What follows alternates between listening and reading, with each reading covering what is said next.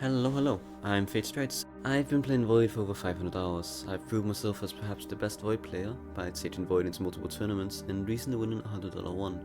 So when it comes to Void, I know my stuff. If you are interested in Void's build and skill order, here's what works. Power User is great on Void since he loves mobility powers like Front Jump, Glider Jets and Grapple Hook, and having those on low cooldown is simply amazing. Greed gives every stat you need, move speed and mana being the most important. Provided that you give it some gold, it's a really small sacrifice to pay though.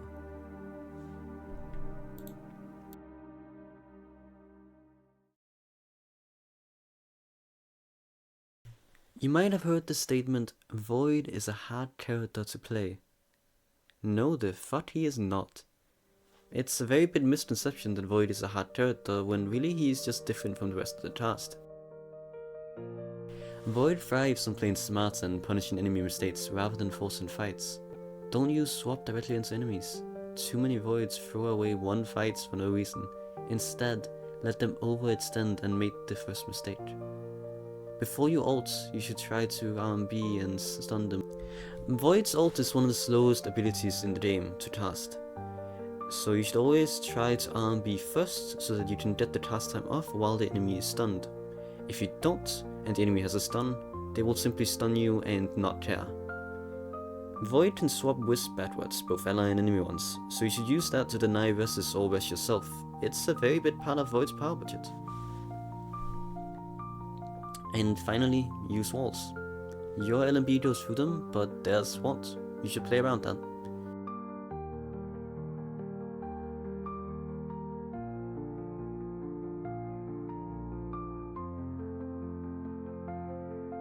First off, his passive has two main components. The first is that Void is fast, moves silently, and he does not get slowed or damaged by water or sandwater.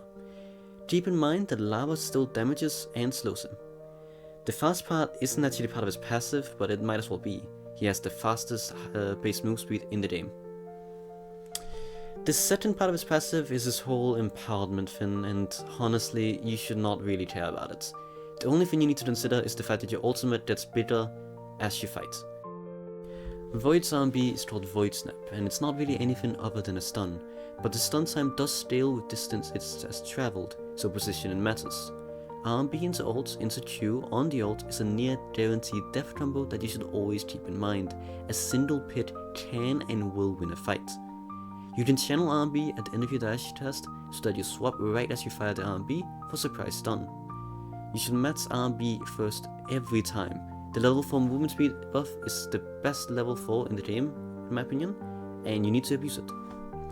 If you already ulted someone and you have RMB up, back away before firing it to ensure the stun lasts its full duration. It's a stun. Chain in with others, punish mistakes, and destroy people. Lastly, if you're empowered, your RMB does more damage.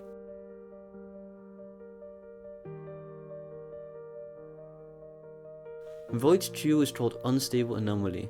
It has three main uses: cancelling dashes, dealing raw damage, and controlling space.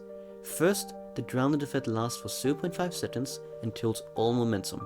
Field Assault, grounded. Dual ult, grounded. Bishop ult, grounded. When timed right, this is game changing. It can also stop gliding, jumping, and mantling, so you can completely mess up an enemy's movement. For damage, Void's Q scales the longer you wait before popping it, so optimally you cast it as somebody is stunned and pop it as they try to leave. You can also just use it for zone control. It is great for forcing enemies off key positions, especially against melee characters. It is a nightmare for them. They can't walk through it without you popping it, making them take a massive amount of damage. If you're empowered, it gets bigger quicker. The level 4 upgrade of this ability is actually really good, and I would love to take it. However, its level 2 and 3 effects are very horrible, so I don't recommend leveling it up. It's worth noting that at level 4, Unstable Anomaly also spites gliding enemies. And now it's time to talk about Void's most unique ability called Swap, which is his dash or shift. First, don't waste it for movement if you don't have to. Swap is incredibly useful for helping allies and also ruining enemies' day. You can move wisps, boxes, chests, players, basically everything except beacons and bonfires. Because if you could, you'd accidentally move them when trying to dash onto them normally. And yes, you can move Celeste ult. When used in the Abyss, you hover for a second before teleporting, keeping whatever momentum you had when you activate it. You can't cancel it unless you lie to break the hover completely. Fun fact, the teleport happens faster than you die to Abyss by falling from ground level, so if you start swap on land and fall into Abyss, you'll teleport to safety before you die. It is also worth noting that Void Swap teleports you to ground level in Abyss, so it's kind of a reset in terms of versatility. You can teleport onto terrain, giving you a free height, making you harder to hit, and then you glide a little afterwards. It is super useful. The teleport also triggers as soon as the thrown orb hits terrain, so if it hits a wall, you will swap faster. Enemies swapped by the projectile get slowed by 40% for 4 seconds. It is a very long slow and a very big percentage, so keep it in mind. If you want to swap something, try to throw the swap early instead of waiting until you're right next to whatever you want to swap. One thing that is very important that you note is that stuns and grounding effects cancel your teleport entirely if they're on you as the orb lands. When you're empowered, the swap is 0.25 seconds faster.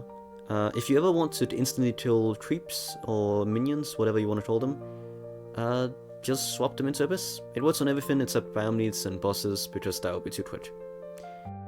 And lastly, please do not throw Void Swap into a full enemy team. I will find you.